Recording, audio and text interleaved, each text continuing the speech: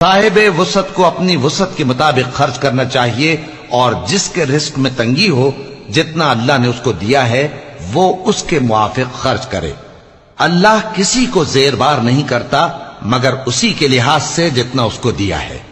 اور اللہ ان قریب تنگی کے بعد آسانی کر دے گا۔ اور بہت سی بستیوں کے رہنے والوں نے اپنے پروردگار اور اس کے پیغمبروں کے احکام سے سرکشی کی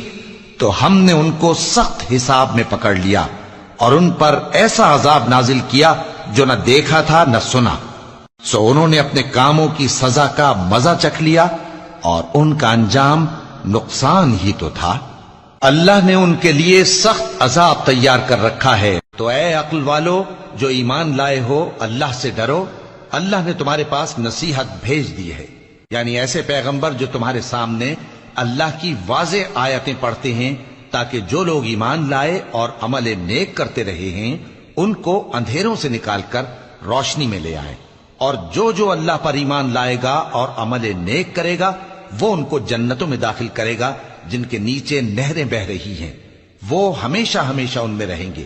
اللہ نے ان کے لیے کیا خوب رزق رکھا ہے۔ اللہ ہی تو ہے جس نے 7 آسمان پیدا کیے اور ویسی ہی زمینیں بھی، ان میں اللہ کا حکم اترتا رہتا ہے تاکہ تم لوگ جان لو کہ اللہ ہر چیز پر قادر ہے،